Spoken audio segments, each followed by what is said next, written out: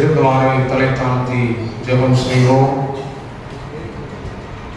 வாருந்துய ஆவியே, உம் பிரசன்னத்தை வாஞ்சிக்கிறோம். உம் வல்லமையால் எம்மை நிறைத்து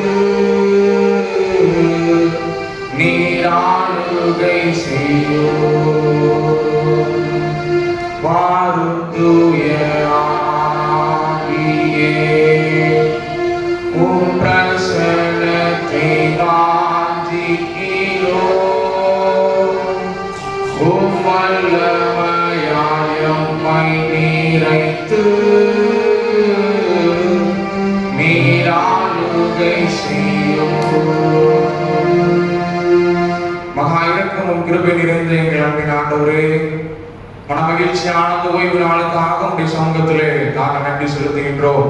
கடந்த வாரம் முழுவதும் ஆண்டவர் எங்கள் ஒவ்வொருவரையும் கனிமணியை போல பாதுகாத்து சிறப்பாக வழிநடத்தி வந்த கிருபைகள் எங்களுடைய சமூகத்திலே நாங்கள் நன்றி செலுத்துகிறோம். இப்பொழுது உடைய ஆலயத்திலே வந்து உண்மை ஆராதிக்கும்படியாகவும் உமக்கு நன்றி செலுத்தும்படியாகவும் ஆண்டவர் பாராட்டின பெரிய கிருபைகளுக்காக உடைய சமூகத்திலே நாங்கள் நன்றி செலுத்துகின்றோம். இப்பொழுதும் சபையாக ஒன்று கூடி உடைய வார்த்தைகளை நாங்கள் தியானிக்க இருக்கிறோம். ஆண்டவர் தாமே எங்கள் ஒவ்வொருவரையும் பிரசனத்தினால் நிரப்பி உம்மை காணும் கண்களை எங்களுக்கு ஆண்டவர் தந்தரல வேண்டும் என்று எங்கள் அன்புள்ள ஆண்டவர் இயேசு கிறிஸ்துவின் மூலமாய் வேண்டிக் கொள்கின்றோம் நல்ல பிதாவே. கிறிஸ்துவுக்குள் பிரியமானவர்களே, ஆண்டவராகிய இயேசு கிறிஸ்துவின் நீடிய நாமத்தினாலே உங்கள் அனைவருக்கும் எனது மனமார்ந்த நன்றியை வாழ்த்துதலை இந்த நேரத்திலே தெரிவித்துக் கொள்கின்றேன்.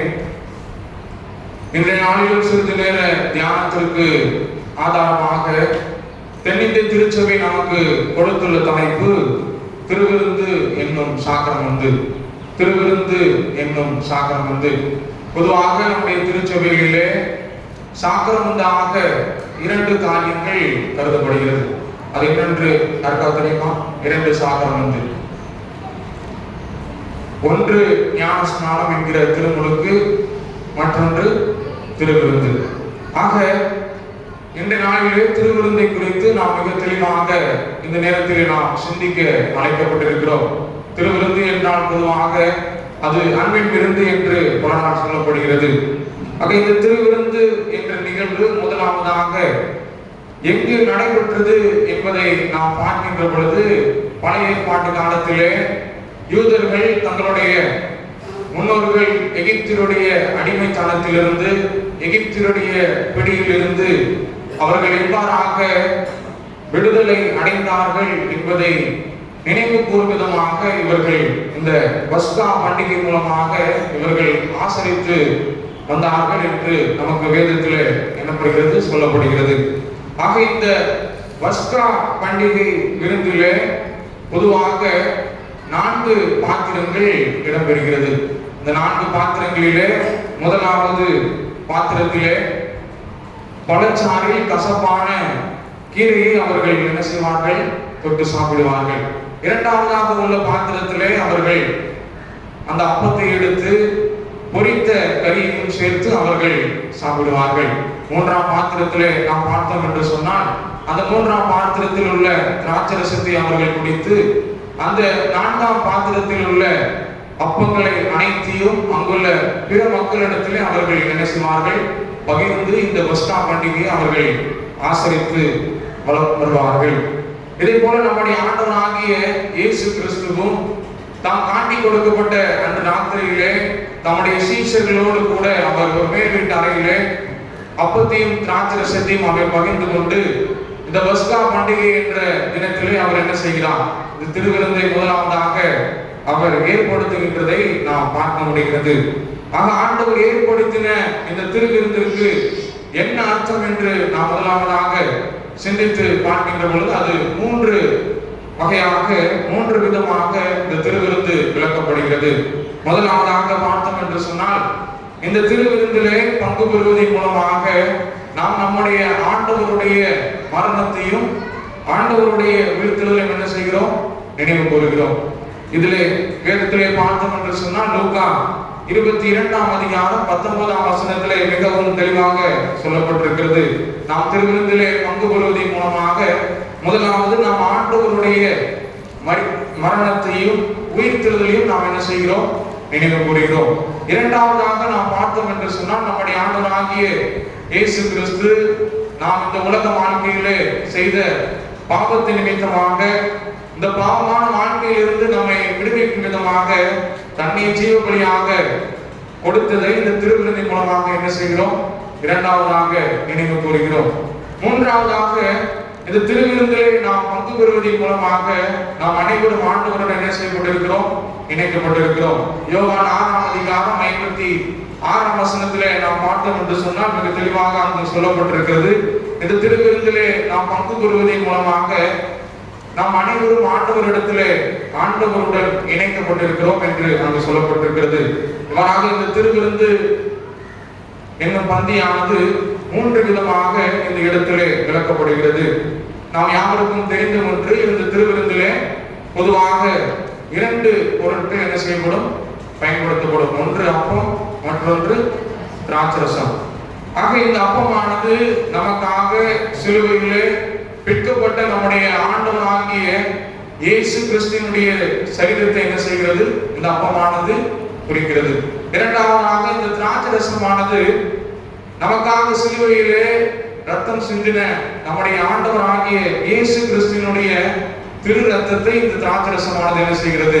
நினைவுபடுத்துகிறது. இவ்வாறாக இந்த திருவிருந்து என்னும் தலைப்பின் கீழாக நாம் இந்த நேரத்தில் 3 காரியங்களை குறித்து நாம் சிந்திக்க அழைக்கப்பட்டிருக்கிறோம். முதலாவதாக, திருவிருந்து ஒரு அற்புதத்தின் அடையாளமாக கருதப்படுகிறது. திருவிருந்து ஒரு அற்புதத்தின் அடையாளமாக அது கருதப்படுகிறது. முதலாவதாக நாம் வாசிக்க கேட்ட பழைய ஏற்பாட்டு வேத பகுதியான 2 ராஜாக்கள் 4ஆம் அதிகாரம் 42ஆம் வசனம் முதல் 44ஆம் வசனம் வரை நாம் அந்த இடத்துல மிக தெளிவாக வாசித்து தியானித்து பார்க்கின்ற பொழுது, அங்கு எலிசா தீர்க்கதரிசி ஒரு 20 அப்பங்களை கொண்டு என்ன செய்கிறார்? 100 பேருக்கு அவர் உணவளிக்கின்றதை நாம் அந்த இடத்துல பார்க்கிறோம்.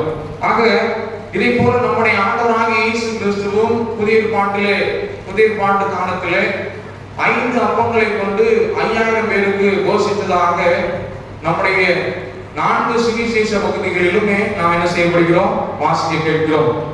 ஆக இந்த 2 சம்பவங்களிலும், இந்த 2 அற்புதங்களிலும் நம்முடைய திருவிருந்து எனப்படுகிற அந்த பந்தி ஒரு முன்னோட்டமாக கருதப்படுகிறது.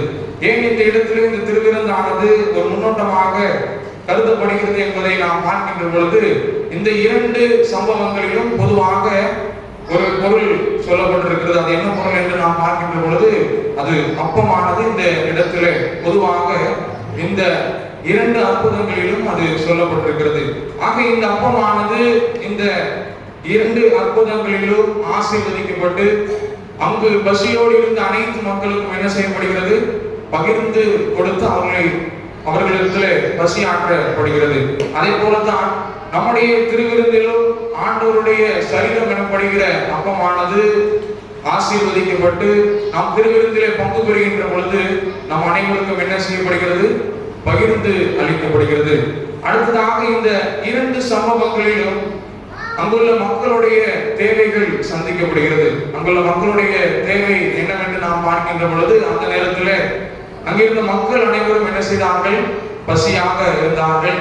இவராக அவர் பசியாக இருந்தது நிமித்தமாக அந்த நேரத்திலே அந்த மக்களுடைய பசியானது இந்த அப்பத்தின் மூலமாக அவருடைய தேவை இந்த இடத்திலே சந்திக்கப்படுகின்றதை நாம் பார்க்கிறோம். அதே போலத்தான் இந்த திருவிருந்திலே பங்கு பெறுகிற போது நமக்கு தேவையான நாம் செய்த பாவங்கள், குற்றங்கள் அனைத்தும் இந்த திருவிருந்தின் மூலமாக கழுவப்படுகிறது, மன்னிக்கப்படுகிறது.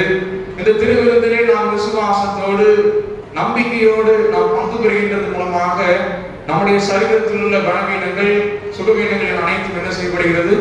நீக்கப்படுகிறது. இதற்கு எடுத்துக்காட்டாக ஒரு காரியத்தை நாம் பார்ப்போம் என்று சொன்னால், 1876ஆம் ஆண்டு அருள் திரு மரகாசி ஐயா அவர்கள் நாசரேத் பகுதியிலே ஊழியம் செய்து வருகிறார்கள். இவராக அவர் நாசரேத் பகுதியிலே ஊழியம் செய்து வருகின்ற பொழுது 1907 இரண்டாம் ஆண்டு அங்கு மிகுந்த கனமழை பெய்தது நிமித்தமாக காலரா என்ற நோய் மிகவும் கொடியதாக அந்த மக்களிடத்திலே பரவி அநேக மக்களினுடைய உயிரை எடுத்துவிட்டது.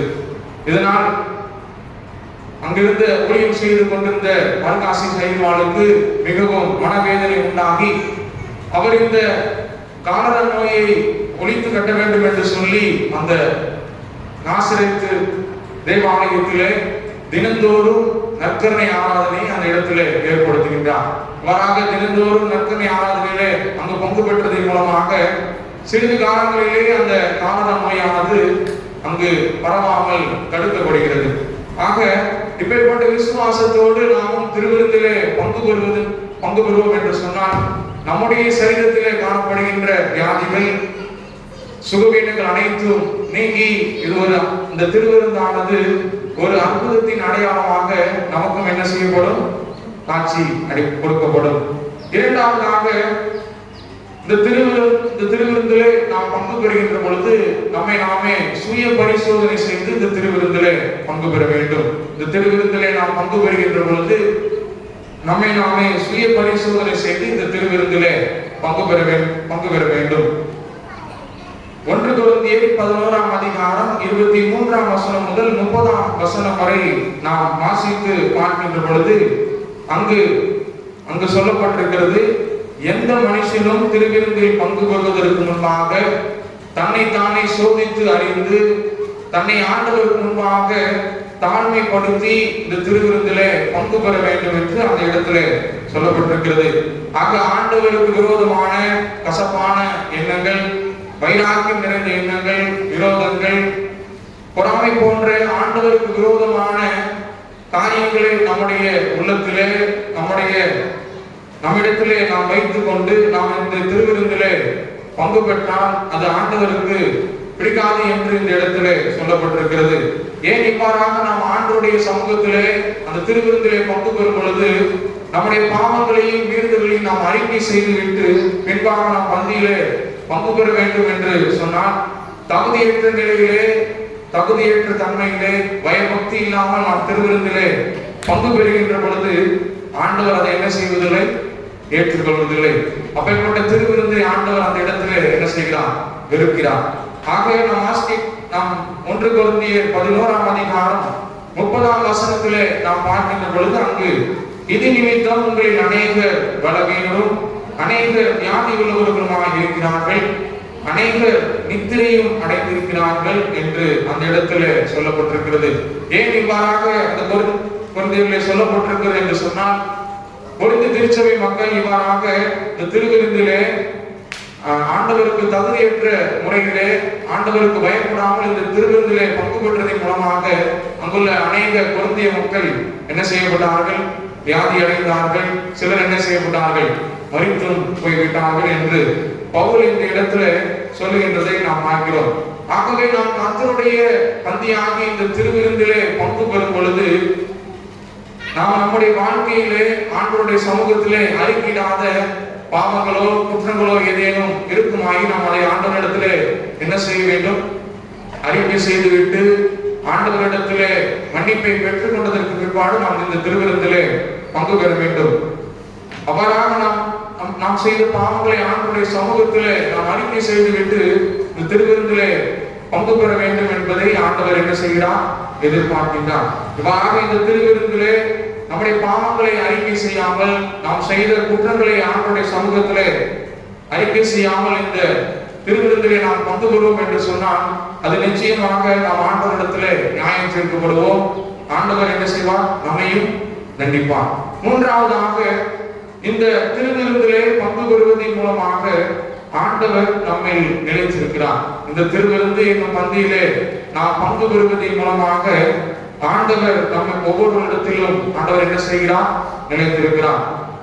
கடைசியாக நாம் வாசிக்க கேட்ட இந்த யோவான் எழுதின சுவிசேஷம் 6ஆம் அதிகாரம் 56ஆம் வசனத்திலே நாம் பார்க்கின்ற பொழுது அங்கு மிக தெளிவாக சொல்லப்பட்டிருக்கிறது, என் மாம்சத்தை புசித்து என் ரத்தத்தை பானம் பண்ணுகிறவன் என்னிலே நிலைத்திருக்கிறான், நான் அவனிலே நிலைத்திருக்கிறேன் என்று அங்கு மிக தெளிவாக சொல்லப்பட்டிருக்கிறது. ஆக நாம் ஆண்டவருடைய பந்தியிலே அவருடைய சரீரத்தை புசித்து அவருடைய இரத்தத்தை நாம் பானம் பண்ணுகின்ற பொழுது ஆண்டவர் என்ன செய்கிறார்? நம்ம ஒவ்வொருடைய உள்ளத்திலும் ஆவிக்குரிய வகையிலே நம்ம ஒவ்வொரு இடத்திலும் ஆண்டவர் என்ன செய்கிறார்? நிலைத்திருக்கிறார். யோவான் 15ஆம் அதிகாரம் 4ஆம் வசனம் முதல் 5ஆம் வசனத்தை நாம் தியானித்து பார்க்கின்ற பொழுது அங்கு இவ்வாறாக சொல்லப்பட்டிருக்கிறது. என்னில் நிலைத்திருங்கள், நான் உங்களில் நிலைத்திருப்பேன். ஒருவன் என்னிலும் நான் அவனிலும் நிலைத்திருந்தால் அவன் மிகுந்த கனிகளை கொடுப்பான். என்னை அல்லாமல் உங்களால் ஒன்றும் செய்யக்கூடாது என்று அந்த இடத்துல சொல்லப்பட்டிருக்கிறது. ஆக இந்த இடத்தில் நாம் பார்க்கின்ற பொழுது கிறிஸ்தவ வாழ்க்கை பற்றிய மிக முக்கியமான சத்தியத்தை நாம் இந்த இடத்துல பார்க்கிறோம். அதாவது அவருடைய அன்பிலே, ஆண்டவருடைய பலத்திலே, ஆண்டவருடைய சமாதானத்திலே, ஆண்டவருடைய சந்தோஷத்திலே, ஆண்டவருக்கு கீழ்ப்படிவதிலே நாம் நிலைத்திருக்கும் பொழுது ஆண்டவரும் என்ன செய்கிறார்? இந்த திருவிருந்தின் மூலமாக நாம் ஒவ்வொரு இடத்திலும் ஆண்டவர் நிலைத்திருக்கிறார்.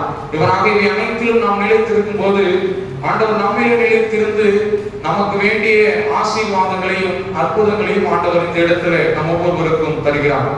அன்பின் தெய்வன கருணையிலே அழியா புகழோடு வாழ்பவரே, அன்பு பாதையில் வழி நடந்தே அடியோ வாதிட துணை செய்வே. அன்பின் தெய்வன கருணையிலே அழியா புகழோடு வாழ்பவரே, அன்பு பாதையில் வழி நடந்தே அடியோர் வாழ்ந்திட துணை செய்வே. அன்பின் தெய்வன கருணையிலே. இவராக இந்த திருவிருந்திலே நம்மை சுய பரிசோதனை செய்து நாம் பயபக்தியோடு பங்கு பெறுவோம். இந்த திருவிருந்தின் மூலமாக ஆண்டவர் நம் ஒவ்வொருவரோடு நிலைத்திருந்து அவருடைய அன்பான பாதையிலே நம்மை வழிநடத்தி நம் அனைவருக்கு வேண்டிய ஆசீர்வாதங்களையும் நன்மைகளையும் ஆண்டவர் நம் ஒவ்வொருவருக்கும் இந்த நேரத்திலே தந்தருவாராக. ஆண்டவர் தாமே இந்த வார்த்தைகளை ஆசீர்வதிப்பாராக. இருந்தவாறே தலை தாழ்த்தி ஜெபம் செய்வோம். என்னை அதிகமாய் நேசித்து வழி நடத்துகிற எங்கள் அன்பின் பரலோக தந்தையே, மகிழ்ச்சியானது நல்ல வேலைக்காக உடைய சமூகத்திலே நாங்கள் நன்றி செலுத்துகின்றோம். இப்பொழுதும் இந்த நேரத்திலே உடைய வார்த்தையை தியானிக்க ஆண்டவர் தந்த பெரிய கிருபைகள் எண்ணி உடைய சமூகத்திலே நாங்கள் நன்றி செலுத்துகின்றோம். உடைய வார்த்தைகள் எங்களுடைய வாழ்க்கைக்கு பிரயோஜனமாக இருக்கும். அவைகளின்படி எங்களுடைய வாழ்க்கையிலே பயபக்தியோடு எங்களுடைய பாவங்கள் குற்றங்கள் அனைத்தையும் உடைய சமூகத்திலே நாங்கள் அறிக்கை செய்து உமக்கு பிரியமான முறையிலே திருவிருந்தில் பங்கு பெற ஆண்டவர் கிருபை செய்ய வேண்டும் என்று எங்கள் அன்புள்ள ஆண்டவர் இயேசு கிறிஸ்துவின் மூலமாய் வேண்டிக் கொள்கின்றோம் நல்ல பிதாவே.